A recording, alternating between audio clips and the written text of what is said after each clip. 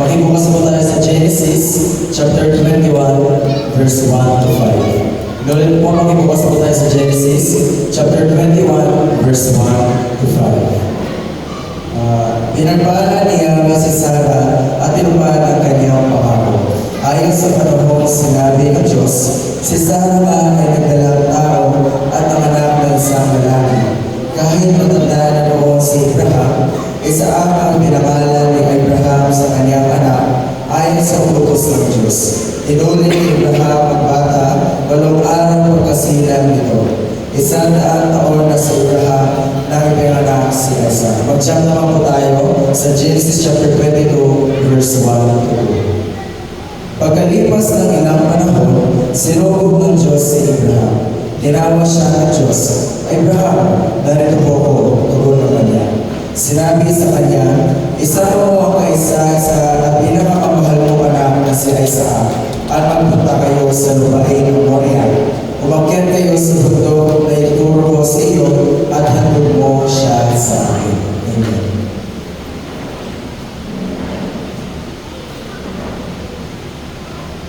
Amen.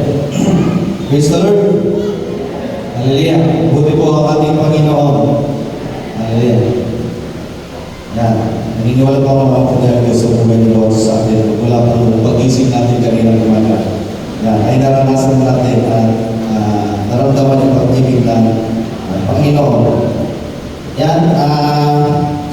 Nabasa na po yung nagkabasa yung ating text. So, bali hindi lang tayo matagal. Gusto ko lang po kundi ipaliwanag kung ano yung nangyayari dito sa binasa po ng ating nagkabasa. So, kung titignan po natin, noong unang panahon ay nagkaroon po ng promise si God kay Abraham. Di ba po, si God, nagkaroon siya ng tipan kay Abraham. Pagkatapos noon, ay nanako si God kay Abraham.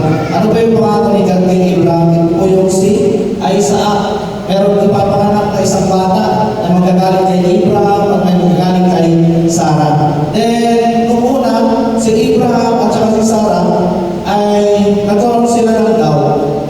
Nag-doubt sila. Bakit? Bakit ka naman sila hindi mag-doubt? Kasi nga, matanda na si Abraham, matanda na si Sarah. Lalo si Sarah. Kapag matanda na yung isang babae, ay mahirap na pong manganak. Di ba po?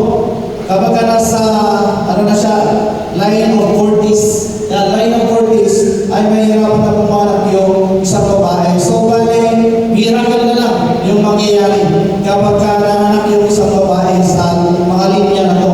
Yan. So, kung tinignan natin, talagang nag-doubt si Abraham, nagkaroon ng doubt. Si Abraham, nagkaroon ng doubt si Sarah. Tumawa pa nga si Sarah nung sinabi ng Panginoon na kay Sarah magagaling yung anak mo. Yan. So, kung titignan natin dito sa verse chapter 21, ito yung time na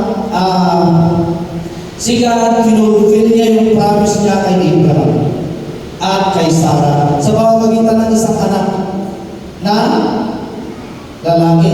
Sino ba yun? Si Isaac. Then dito sa verse chapter 22, verse 1 to 2, pagkalipas ng mga ilang taon, siguro ilang buwan, ilang araw, sabi niya dito, sometime later, sabi niya dito, ibig sabihin, meron pong pagitan na mga araw, kaya taon, hindi ko natin alam kung ano po yun. So, sabi niya, then God said, take your son, your only son, whom you love, Isaac, and go to the region of Moriah, sacrifice him there as a burnt offering on a mountain I will show you. Yan. So, bali ito yung promise ni Lord kay Abraham. Finulfill niya noong time na ito, nanganak si Sarah. Pero dito sa chapter 22, kukunin niya ulit yung pinangako niya. So, ito na yung pag-asa kay isa-isang treasure o kay isa-isang kayamanan ni Abraham na meron siya. Kasi nga, yung pangako ni God ay kay Abraham, hindi kay Ishmael. Yan, ginawa nila ng paraan na magkaroon ng anak si Abraham sa pamamagitan ni Ishmael. Pero sinabi ni Lord, yung promise ko, hindi kay Ishmael, hindi kay Abraham, ay Isaac yung magiging anak ninyo. Pero dito sa verse chapter 22, makikita natin dito na kinukuha ni Lord yung pangako niya kay Abraham at saka kay Sarah. Bakit? Sabi niya dito, offer take your son, whom you love, Isaac, and go to the region Moriah. Sacrifice him there as a burnt offering on a mountain I will show you. I-sacrifice mo siya doon as a burnt offering. Alam mo ba yung burnt offering? Susunogin niya. Susunogin niya si Isaac na magiging offering kay Lord. So, kung titignan natin dito, nakaka siya, binigay niya, pero kukunin niya yung pangako niya. Diba? Kukunin niya yung pangako niya. Yan, ganyan din po yung karanasan natin minsan. Diba? Nakaka ng Panginoon sa atin. Nakita na natin yung pangako ni Lord. Naranasan na natin yung pangako ng Panginoon. Pero, meron mga times na parang kinukuha ni Lord yung promise, yung pre-promise niya.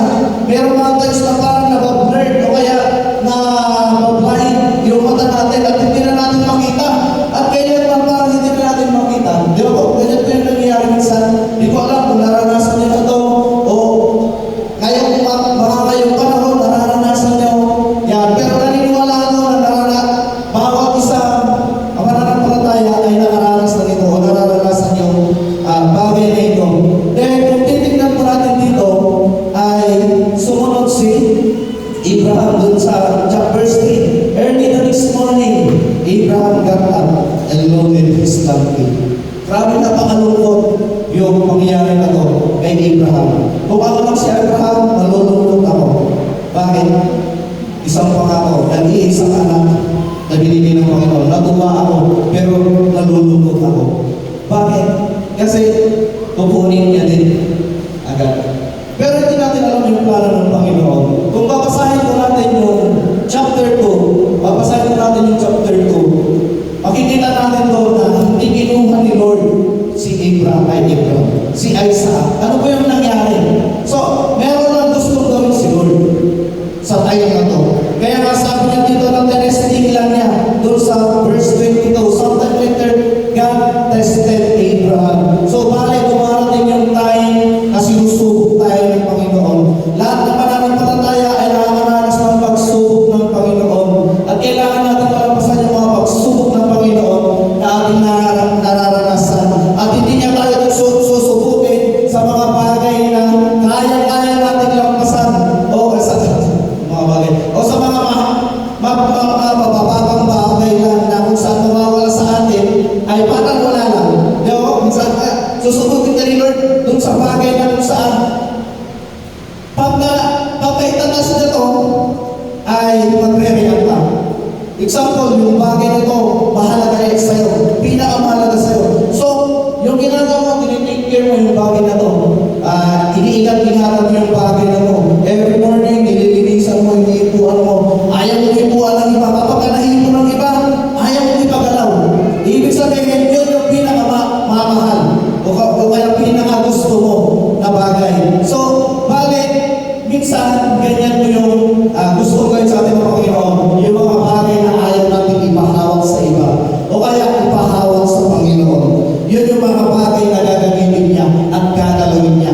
Kapag ginalaw ng Panginoon yung bagay na yun, ano yung gagawin mo? Ano yung magiging reaction mo? Ano yung magiging reaction mo natin? Nagre-react mo ba tayo o hindi?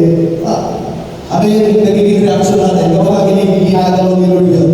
Di ba minsan, parang, ayaw mo ito ako ito. Huwag mo, galawin mo na lahat. Huwag lang ko. Diba, ganyan minsan nila natin. Yan. So, balik kung titignan natin, meron lang si Lord, kaya honestly, God saved Abraham. So, kung titignan natin, ay nagkaroon ng testing si Abraham dahil may plano ang Diyos. So sa time na to na hinihingi ni Lord si Isaac kay Abraham ay hidden pa yung plano ni Lord. So bali yung tema po natin ngayon is the hidden treasure. So sa buhay ng bawat isa sa atin, merong mga hidden treasure na binigay na si Lord. Binigay na ni Lord. Pinaalam na ni Lord. Pero minsan ihanay niya o kaya itatago niya ulit sa mga patang natin. At ipapakita niya sa atin na word kung bagay na yun. Minsan, tatanggayin niya ulit. So, ano yung magiging reaction natin para makuha po natin yung mga hidden treasure. So, bawat isa sa atin ay merong hidden treasure. Basahin po natin yung Genesis chapter 22 verse 12. 12 muna. Genesis chapter 22 verse 12. Yan. Sabi niya dito, do not lay a hand on the boy. So, ito yung time na si Abraham ay sasaksakin na niya si Isaac, yung anak niya. Grabe no, ang hirap lang. Yan, kaya mo magsasakin yung anak mo? Hindi mo kaya, kahit yung kaibigan mo, hindi mo kaya. Meron nag-viral sa YouTube na magkaibigan, nag-away sila. Yung isa sabi, sinusot ko kayo isa, pero yung isa, sabi niya, hindi kita kaya saktan mo. Boy, sabi niya, di ba? Meron yan, di ba? Yung magkaibigan, hindi kita kaya saktan, boy. Mahal kita, boy. Bakit? Bakit hindi na kaya saktan? Mahal niya yung kaibigan niya. So, ganun din tayo. Kapag natin yung mga anak mo natin, hindi mo natin kaya saktan. Pero bakit dito? Sinasaktan. Gusto na saktan. Gusto na saktan. Kaya yun ang sasaktan na ni Abraham. Verse 22 ay chapter 22 verse. Sabi niya, do not lay a hand on the boy. He said, do not do anything to him. Now I know that you fear God, because you have not withheld from me your son, your only son. Yan. Sasaksakin na ni Abraham si Isaac. Pero sabi ni God, huwag mong gagawin yan. Yan. Nakita ko na. Nakita ko na.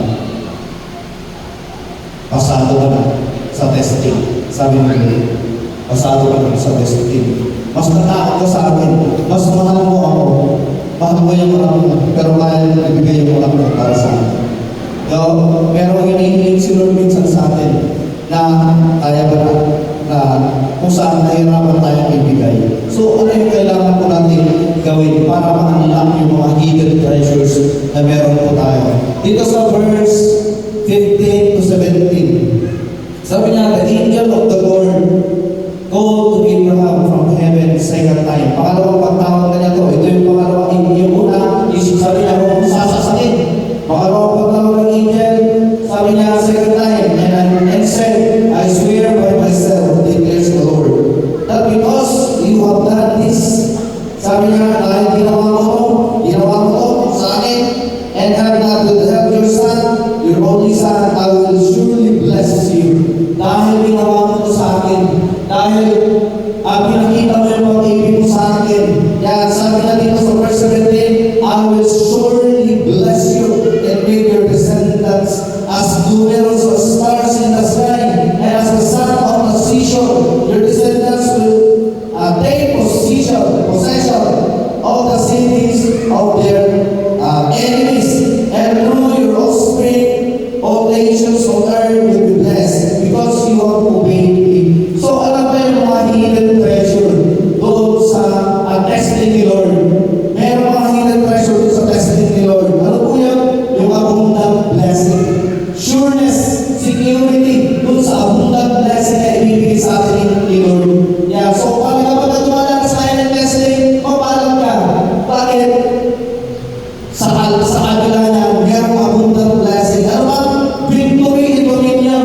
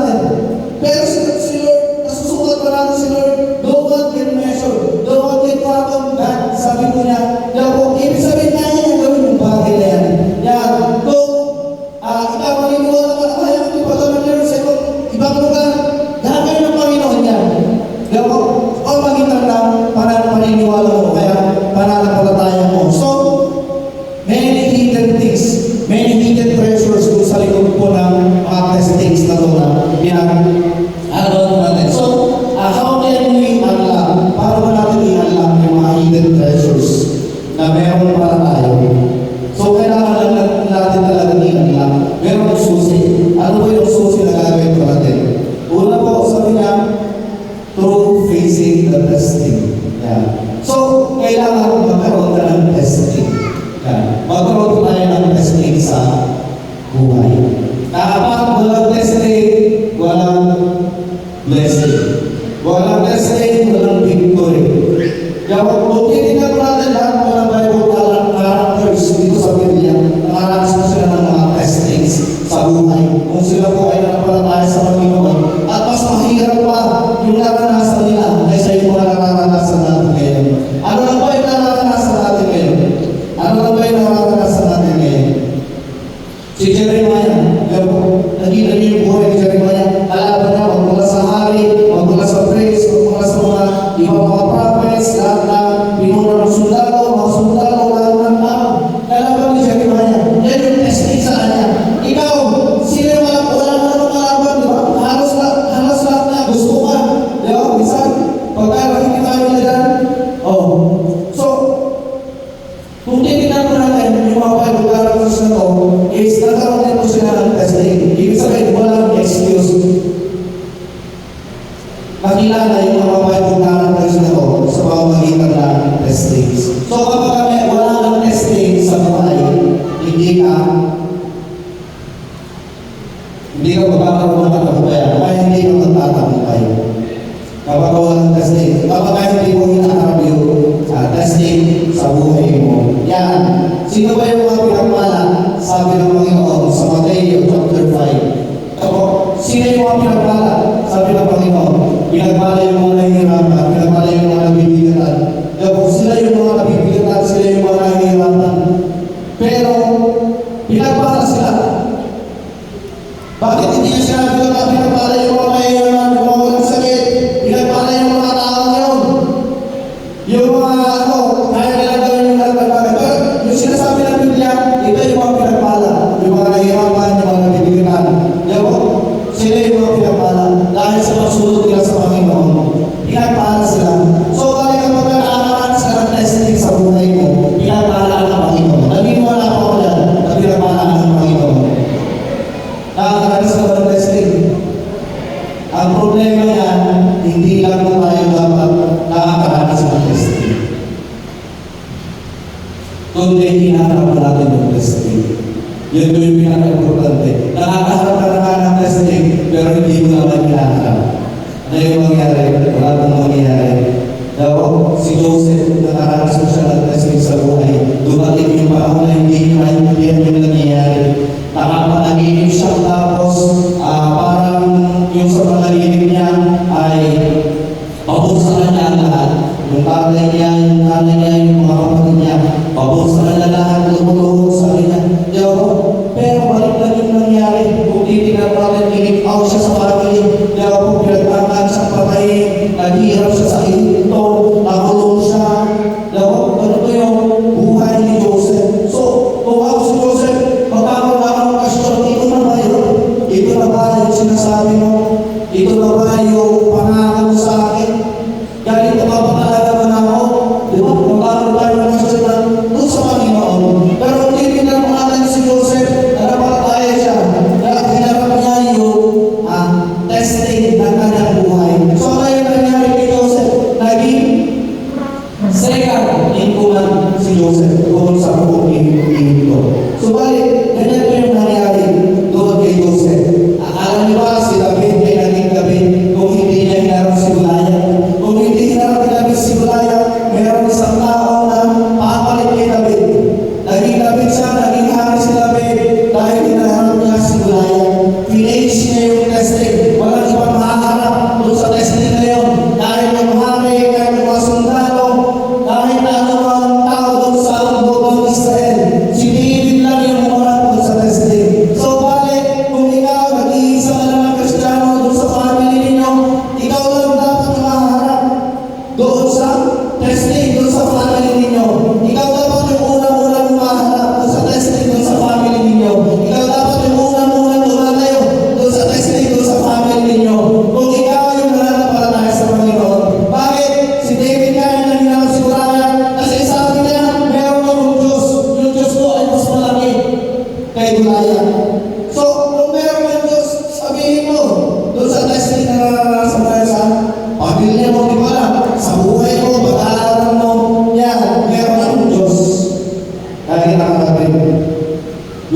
face the testing.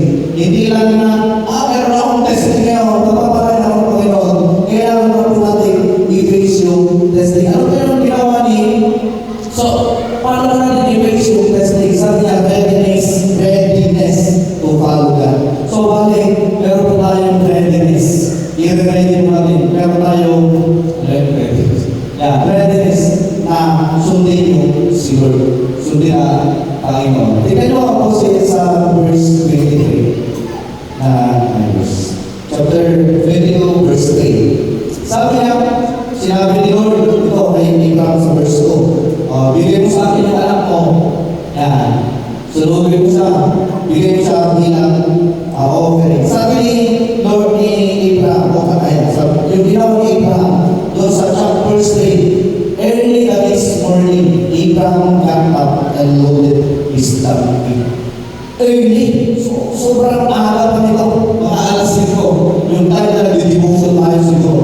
Yung time na nag-react si David. O kaya mas maaga pa, alas 3. Early the next morning, prepare na niya lahat ng mga kailangan nila. Yan. Prepare din niya kaya si Isaac. So, kapag tayo guys, kung natin yung testing, meron po tayong readiness to follow God. Hindi po yung yung nangingirapan tayo, kaya napipilitan lang tayo. Di ba? Pagka sinabihan tayo na nagagawa na sa inyo, ikaw yung first emotion kayo. Susundin naman natin, pero yung loob natin minsan, sobrang bigat.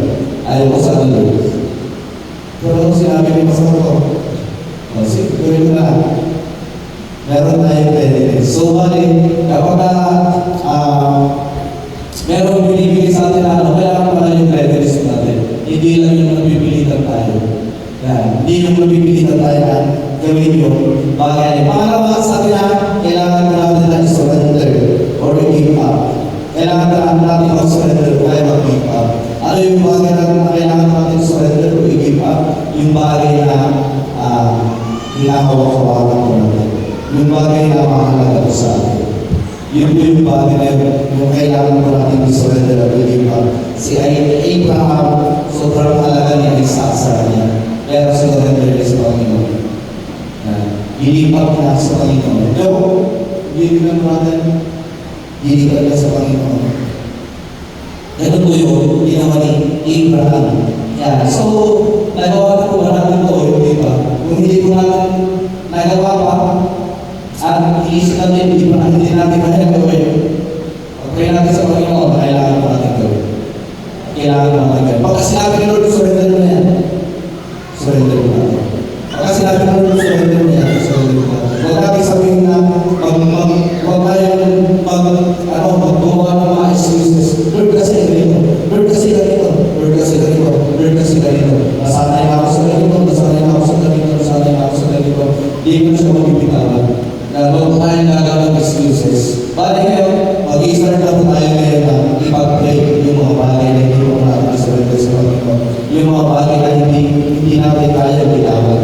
Bitawan mo na. Bitawan mo na.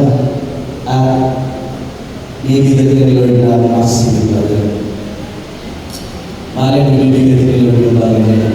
Pero kung vices yan, siyempre hindi niya ibabalik yung bagay na yan. Sa tulong sa atin, bitawan mo yung bisyo mo. Bitawan mo Lord, susurrender din sa'yo. O kaya ibalik mo parang kayo sa atin. Hindi niya ibabalik. Yan, kailangan mo natin i-surrender at i-give up yung mga bagay na pinapriority natin. Pangatlo, it includes time. Kapag nag-face off tayo, time, effort, and sacrifice. Yan. Kailangan mo yung ibigay mo natin yung time mo natin, yung effort mo natin, at yung mga sacrifices mo natin. Yan. So, umagal tayo sa bagay na ito, ay sa pagpanahon na ito. Pang-apat, in times of testing, it requires our integrity and commitment to God. Yung integrity natin na sumunod sa ating Panginoon. Hindi mababalik. Dapat hindi mababalik. Kahit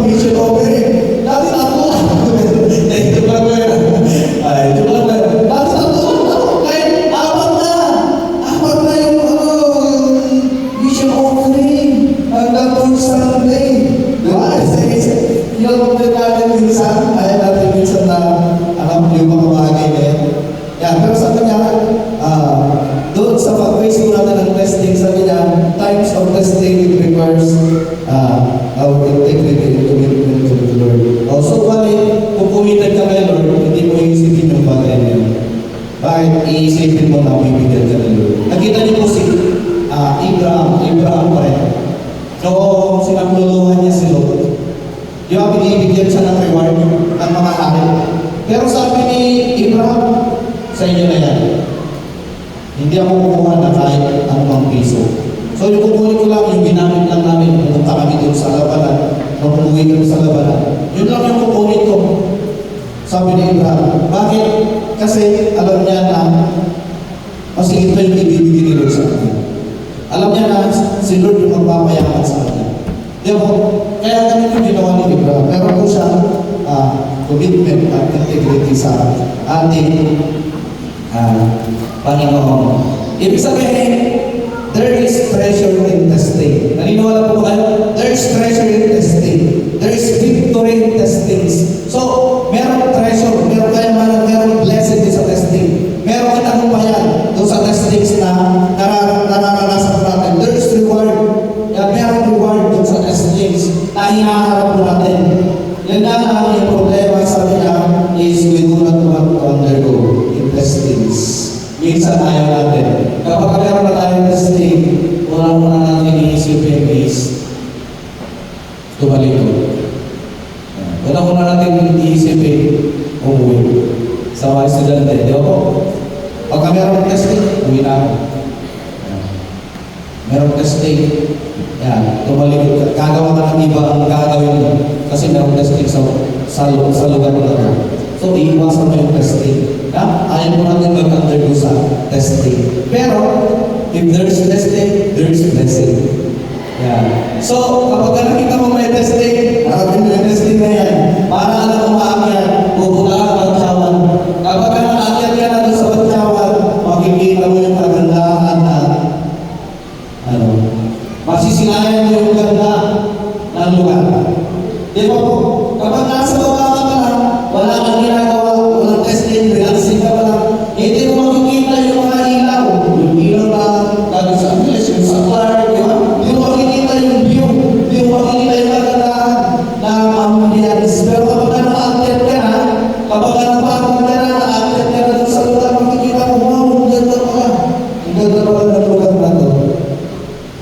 Para lang tayo umaakyat kapag meron tayong testing sa buhay. Kaya kapag po natin yung mga testing na meron tayo, mahirap po dito talaga harapin. Pero kailangan po natin harapin. Pangalawa po, na kailangan po natin gawin ay kailangan po natin magkaroon ng pananampalataya. So, lagi na lang po akong sinasabi. Kaya lagi na every Sunday siguro, every prayer meeting siguro, nababanggit yung faith, laging faith. Bakit kaya nababanggit lagi yung faith? Kasi siguro dahil nahihirapan tayo, pananampalataya. Kasi hindi mo nauulitin ko, kapag nakita mo na nananampalataya yung tao yan na hinaharap mo, yung tao na pinabagas na diyan natin, kaya yung mga tao na niluturuan natin, hindi natin ulitin yung faith. Pananampalataya.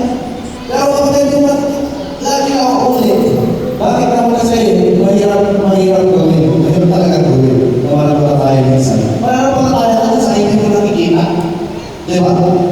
Parang pala tayo sa bagay na hindi mo nakikita. Hindi mo pala tayo. Yan. Bakit sabi niya? Faith unlocks hidden treasures. Yung faith, ihanap mo na yung hidden treasures. Nakita niyo po yung isang babae na dinuro itong lahat ako nito. Isang babae na dinuro. Kapag sabi na, mawakan ka lang yung lalay ng Jesus. So, ano yung nangyari? Faith na unlock niya yung healing. Nagkakot siya ng pananampalataya kay Jesus. Kapag nakikita ko yung bagay ito, sa mga mayroong karamdaman, ginagawa ba natin yung bagay na yun? Nagkakaroon ko tayo ng pananampalataya sa Panginoon, kaya niya magalingin ito, karamdaman ko natin. Sabi namin, faith unlocks hidden treasures. So, faith unlocks healing. Sina Aman. Di ba nakita niyo sina Aman? Sina Aman, pumunta siya sa lugar na Israel. Bakit? Kasi nag-aanap siya ng kagalingan. So, ginawa ng mga tao ay hinanap siya doon sa propeta. Ginamit siya doon sa propeta. So, sabi ng propeta,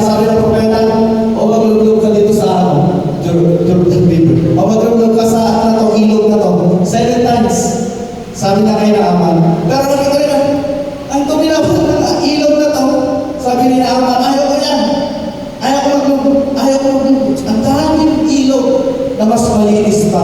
Pero anong sabi na alagang alaman, ano yung,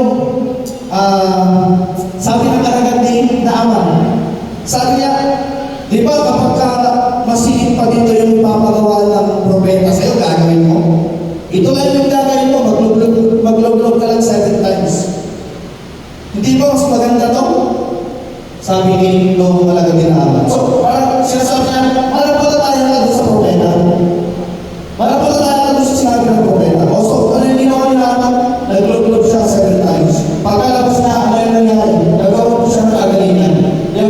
Pero minsan, napakaraming beses na sinasabihan tayo, kailangan natin ng mananampalataya para magkaroon tayo ng healing. Yan, ano tayo ng healing na yan? Di ba lang, inner healing, o kaya physical healing. Magkaroon tayo ng mananampalataya, pero minsan hindi talaga tayo nananampalataya, hindi tayo nagkakaroon ng healing. Meron pong 4 na lalaki na kung saan pinuha nila yung kaibigan nila, tapos nila doon sa kay Jesus Christ. Noong dinala nila kay Jesus Christ, wala silang madaanan. So, sobrang sikip doon sa lugar na yun, doon sa bahay na yun. Ano pa yung ginawa nila? Binutas nila yung bubong, binaba nila yung tao. Then, ano pa yung nakita ni Jesus? Yung faith na 4 na to. So, ano pa yung makikita ko natin? If you have faith for others, God will answer you. Yan. Kapag meron po tayong faith sa ibang tao, i-answer po tayo ng ating Panginoon. So, ano po yung kailangan po natin gawin? Kailangan po natin na magkaroon ng faith para sa pamilya po natin. O kaya para sa mga kaibigan natin na hindi pa nananampalataya. Sa pamilya natin na mayroong sakit. Sa pamilya po natin na nahihirapan. Sa pamilya natin na nabibigatan. Di ba po? Pwede naman po natin ilapit kay Jesus Christ kasi pwede naman po na to. Hindi nga pwede lumapit Ito sa atin na to. Pero gumawa siya ng paraan. So, bagay ikaw na nananampalataya doon sa pamilya ninyo, ikaw yung gagawa ng paraan na lumapit kay Jesus Christ kasi ikaw yung nakakakilala kay Jesus Christ. Amen. Nilalapit mo ba yung pamilya mo? Kaya sa Panginoon. Nilalapit ba natin ang pamilya natin sa Panginoon? O sinasabi natin, kasama ka sa ganyan. Instead na sabihin mo lang gano'n, sabihin mo, lumapit tayo sa Panginoon. Pwede ba kita ipag-pray? Di ba? Minsan nahihirapan tayo pag-pray yung family natin. Nahihirapan tayo pag-pray yung family natin. Nahihiyan tayo. Pwede ba kita ipag-pray? Kasi hindi natin naano, kasi nahihiyan tayo, kaya nahihirapan tayo. Kung nahihirapan natin pag-pray mo, napag-asa prayer tayo yung pamilya mo. Naniniwala po ako kapag pinag-pray po natin yung pamilya natin ay yung bubuksan ng Panginoon yung pagmamahal para sa mga pamilya mo natin. Ano man yung gusto mong ipag-pray doon sa family? Sabi niya, unlocks healing. Faith unlocks provision. Yeah. Faith unlocks victory, unlocks life. I-unlock niya po yung mga bagay na gusto po natin. Gusto mo ba ng kapapala? Gusto mo ba ng victory? Gusto mo ba ng provision ng Panginoon? Pananampalataya. Kailangan naman po natin mananampalataya. Sabi ko niya, faith unlocks future and hope. Yan po yung pananampalataya. So, napaka-powerful ng pananampalataya. Kaya sinasabi ni Jesus Christ, kung meron na tayo ulit ng pananampalataya, kaya yung ilipan yung mundo. Bakit? Yung pananampalataya is napaka-powerful. Naniniwala pa ba na yung pananampalataya ay napaka-powerful. Kahit yung iniisip mo ng tao na hindi mabago, kaya pag-uwi ng Panginoon. Kahit yung iniisip natin na tao na hindi mababago, kaya pag-uwi ng Panginoon. Naniniwala pa ako dyan. Kahit yung situation na iniisip natin na hindi pwede mabago, ay kaya pag-uwi ng Panginoon. Yun na lang, kaya ba natin panampalatayaan? Yun yung tanong. Kaya ba natin paniwalaan? Yun po yung tanong. Nakaya ni Lord yung bagay na ito. Yun po yung tanong. Kung kaya ba natin paniwalaan, nakaya gawin ni Lord yung bagay na ito. Kasi kung hindi natin kaya, never tayong lalapit. Never tayong lalapit sa Panginoon. Kundi, yung gagawin mo lalapit na sa ibang tao. Bubulang ka sa kapitbahay, bubulang ka sa relatives, yan yung gagawin mo. Yan yung gagawin natin. So, kapag gagawin yung ginagawa natin, hindi natin na-exercise yung faith. Hindi natin na-exercise yung faith, nagiging stagnant yung faith natin. So, kaya naman yung faith ng sa tao ay napakaliit lang. hindi kaya abutin yung laki ng butil ng mustasa. Yung butil ng mustasa, sobrang liit. Pero sabi ni Jesus, wala pa kayo ganitong pananampalataya. Sobrang liit yung pananampalataya na hinihingi ni Jesus Christ. Isang butil lang ng mustasa. Ibig sabihin, wala pa tayo pananampalataya na ganoon kaliit doon sa butil ng mustasa. Kaya minsan, yung mga bagay na gusto natin i-unlock, hindi po natin na-unlock. Pero kapag meron daw tayo pananampalataya, maaalam mo yan, healing, provision, victory, and life. Kahit may buhay. Nakita niyo po si Lazarus, nabuhay po si Lazarus. Dahil pananampalataya. Meron siyang pananampalataya. Pero hindi pananampalataya yung mga kapatid niya. Pangatlo po, panayan ako natin, sabi niya ay regular worship. Kailangan mo natin ng regular worship. So, worship yung kailangan natin. Yun nga lang, ang nagawa natin yung bagay nito. Worship, regular worship. Ano ba yung purpose? Bakit pupunta si Abraham dun sa lugar na yun? Pupunta sila kasi mag-worship sila sa Panginoon. Masahin ko natin yung verse 5 ng Genesis chapter 22. Genesis chapter 22, verse 5. Sabi niya, he said to his servants, stay here with the donkey while I and the boy go over there. We will worship and then we will come back here. We will worship and then we will come back here. So, kailangan natin na worship, mag-worship sa ating Panginoon. Kapag nag-worship tayo sa Panginoon, ay susunod natin tingnan ng word nito. Parang ganyan. Nakikita natin yung word nito. Kung hindi natin nakikita yung word nito, hindi natin, o kaya yung value nito, hindi natin kaya mag-worship sa Panginoon. So, balik, kapag nag-worship tayo, nagiging deeper yung encountering natin sa Panginoon, nagiging deeper yung pagkakilala natin sa ating Panginoon. Ano ba yung purpose ni Abraham? Yan, nakikita po natin si Abraham, regular worship na regular. Yan, doon pa sa mga unang mga chapters, makikita po natin ilang beses na guys, yung Abraham ng altar. Di ba, pagkalumilipan siya, nagkakaya siya ng altar. Ano ba yung purpose ng altar? Para mag-worship sa Panginoon. Di ba, ganun po yung ginagawa ni Abraham. Yan. Dahil titignan po natin si Jesus Christ nung nabuhay po siya dito sa lupa. Titignan po natin yung buhay ni Jesus Christ. Pagkatapos niya ng ministry, ang sa mundo. Dahil natin po na doon, mag-worship. Then, pagkatapos nun, kinakutahan ang sa mundo. Ano yung gagawin po yan? Mag-worship. Pagkatapos nun, magkakaroon ng miracles, ng signs, ng wonders, kinakutahan. Bakit? Nag-worship siya kay Lord. So, bakit? Gusto ko natin ang signs, miracles, wonders. Gusto ko natin yung bagay na yun. Gusto natin makita yung power ni God, yung greatness ni Lord. So, kailangan ko natin mag-worship para makita ko natin yung bagay na yun. Para makita ko natin yung mga bagay na yun. Kailangan ko lang yung regular worship. Si Jesus Christ, nag-set po siya ng example para sa atin. So, ganito lang yung kailangan ko natin gawin para makita natin yung mga bagay na yun. Yan. Kung gusto mo makita yung bagay na yun sa sarili mo at sa pamilya mo. Kung gusto mo makita yung bagay na yun sa sibahan mo natin, kung gusto mo natin makita yung mga bagay na yun, habang nagtututok ka, habang umawit ka, ay makita mo yung greatness ni Lord, yung power ni Lord. Kung gusto mo yung bagay na kailangan natin mag-worship. Kaya kung napaka-importante yung worship sa buhay natin bilang sa Kristiyano. Minsan na, maawit tayo, pero wala naman. Kumana tayo, pero parang wala ka naman nararamdaman. Tumututok tayo, pero wala naman tayo nararamdaman. Nagtatampuran tayo, nagtatampuran lang tayo, napapagod lang tayo. Hindi natin na-enjoy yung ginagawa natin. Ginagawa lang natin kasi responsibility. Ginagawa natin kasi schedule. Pero hindi tayo nagsasaya.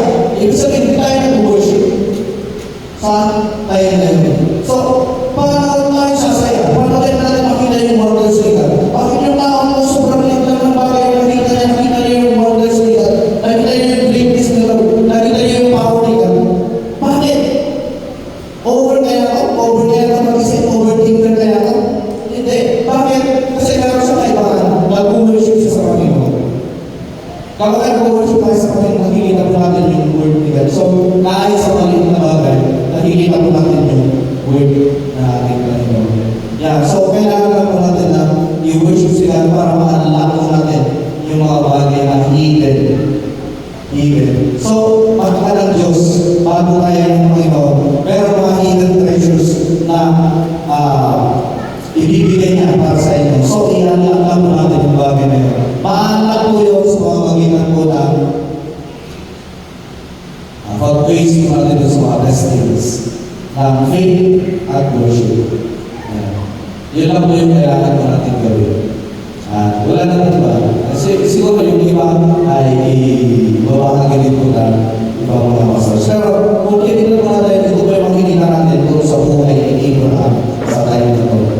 Yung ginawa lang po niya ay mananampalataya sa Panginoon. Makikita po natin yung mananampalataya ni Abraham sa Panginoon. Bakit? Kung titignan po natin, aakit sila ng mundo, sabi niya, we will worship. At babalik kami. So kasama niya yung anak niya at babalik. Yun yung sinasabi ko ni Abraham. Bago tayo ng ating Panginoon, at gusto nyo ibigay yung best para sa iyo. So kung gusto mo yung best na yun, kailangan mo niyan lang. Kailangan mo natin yan lang yung bagay na yun. So magpatuloy po tayo sa pananampalataya. Magpatuloy po tayo na mag-worship sa Panginoon. Kaya kung tayo mapapagod, sa worship sa Panginoon, magpatuloy lang tayo na harapin yung mga trials natin, yung mga struggles po natin sa buhay. Kaya hindi yan mawawala. Hanggang mamatay ka, meron struggle, meron suffering, meron pain. Pero yung mawawala, yung magpapatuloy mo kung hindi ka magpapatuloy. So kailangan lang natin magpatuloy lang talaga. Mananampalataya lang tayo, sumugod tayo. Sige, kasi kasama lang natin ang Panginoon. Kaya kasama naman ako natin ang aking Panginoon. Kaya kapag kami ang blessing sa buhay, ang blessing sa buhay ngayon, sige lang ang ating mga. Pero sana harapin mo kasama natin. Kasama sila. Sana inaharap natin ang kasama sila. Sana nagkakaroon tayo ng pananampalataya sa Panginoon. Sana ay napapatuloy ko rin tayo na mag-worship sa Panginoon. Nakakataon ko yung nangyari kay Abraham.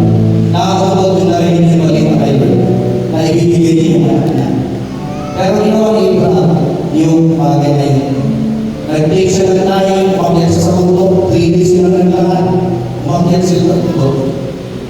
Para lang gawin yung bagay na gusto ng Panginoon. Yan. Pero kung titignan po natin, nakalak po niya yung blessing. Kung gusto mong ihalak yung blessing, kailangan po magpatuloy. Kailangan mo lang magpatuloy. So, bali, katay lang